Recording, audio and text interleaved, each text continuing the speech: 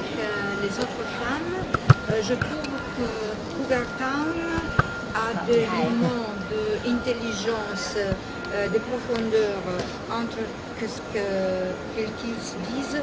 C'est bien mieux que Sex and the City. She would like you to speak about the relationship between the women in the series, and also she says that Cougar Town, in fact, has a certain intelligence and depth in what it says more than Sex and the City. Oh, well, that's nice. You know, I think what's incredible about the show is that there are three women who are able to be very funny and bold in very different ways, and they're not just setting up the men for the punchlines. They get to be funny in their own right. And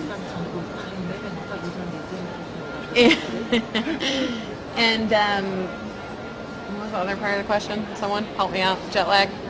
That the script was much more intelligent than everything else. Oh, well, I mean, I can't speak to that because I think, you know, Sex and the City has its own place in the cultural zeitgeist of, you know, the U.S. But you know, I think that they're striving to be frank about women's sexuality and getting older and different places that women are in their lives and finding the humor in that as well. Would you? Hi, I'm Hi. Charles. Hi, Charles. Would you say that the show? I mean, I feel that the show has a very distinctive kind of humor. It's not like a traditional sitcom. No, it's not at all. It's very quirky, and as the series progresses, like I feel like it gets even weirder and quirkier. And the characters are all crazy, but they're a little kooky. Yeah, they're a little kooky. I think it's heightened. You know, I like.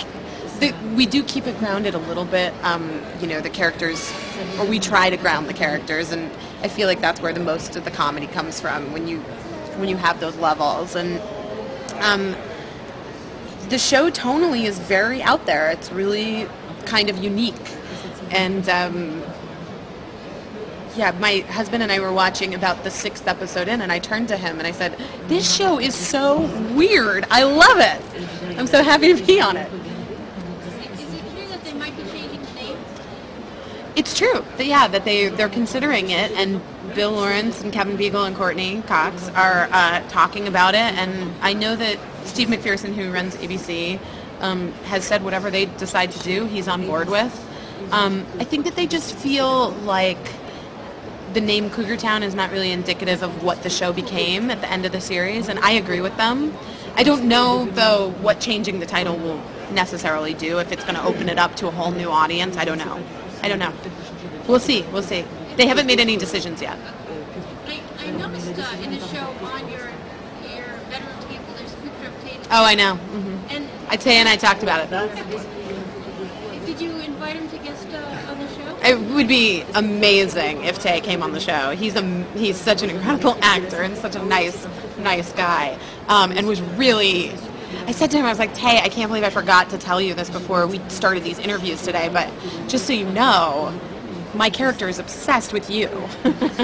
He's like, "Well, it's good to know. Somebody already asked me about it in an interview." I was like, "Oh, okay." And are you guys friends in real life as well? Everyone? No, you. I know him just a little bit socially. I've met him a couple times, and he's a lovely person. You mean that all the actors in LA are not friends with one another? Oh wait, what are you talking about? Me and Tay Diggs? Yeah.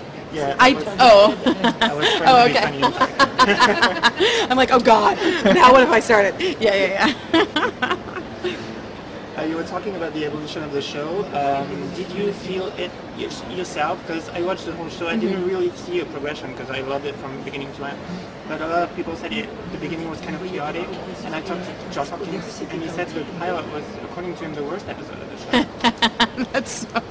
That's so un-PC of him to say. You know, I think the pilot was just really focused on the premise of Courtney being a newly divorced woman going out and meeting younger guys. And about the 3rd or 4th episode in, that concept kind of fell to the wayside, and it became more just about her hanging out with her friends and her family. not her friends like Chandler and Phoebe. But you're pretty funny. No. Do you have an idea of why that happened? Was it not working?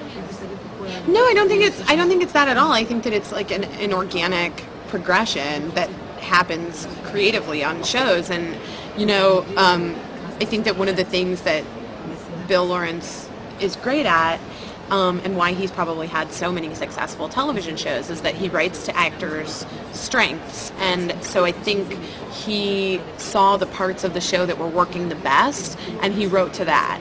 And, the writers wrote to that. And, I think that premise shows can only take you so far. At the end of the day, you have to tune in because you love the people that you're watching, How would you like your character to evolve in season 2? Well, I think it's really interesting that she got a serious boyfriend towards the end of the first season, and I know that she's probably going to continue with that, but I have a feeling she's going to feel too hemmed in, maybe have to go a little crazy again. And I know that she and Jules are going to have like a real powwow about the fact that Lori slept with Grayson early in the first season. I'm not looking forward to that because I love Courtney and I don't want to fight with her.